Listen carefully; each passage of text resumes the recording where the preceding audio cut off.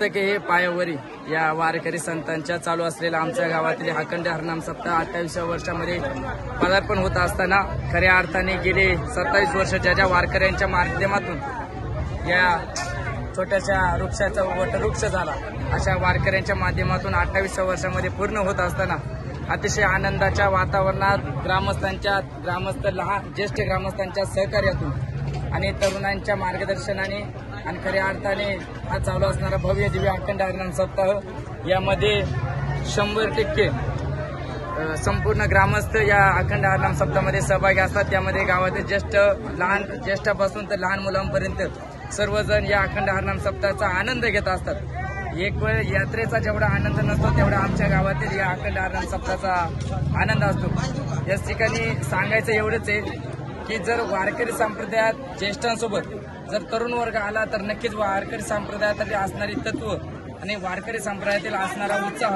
हा टिकत राहील आणि हे आमच्या गावातील असणारी अनुभूती जवळपास आमचं एक कीर्तन पार पाडायला 200 तरुण काम करतात, याची नोंद घ्या।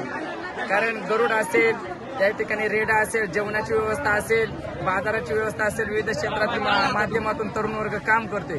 त्यामुळे हे काम करत असताना जवळपास 100 ते 150 तरुण आज जेवण वाढण्याचं काम एका वेळेस करतायत आणि ही अतिशय आनंदाची बाब आमच्या गावासाठी आहे। म्हणून विनंती आहे की बाहेरील गावाविषयी तर जास्त मला बोलता येणार नाही, कारण त्या गावांचा मला अनुभव नाही, पण विनंती आहे आमच्या गावाचा जसा उत्साह आहे तसा जर उत्साह आपल्या गावात जर साध्य करायचा असेल तर ज्येष्ठांचं मार्गदर्शन घ्या आणि ज्येष्ठांना विनंती की आपण तरुणांना सहकार्य करा।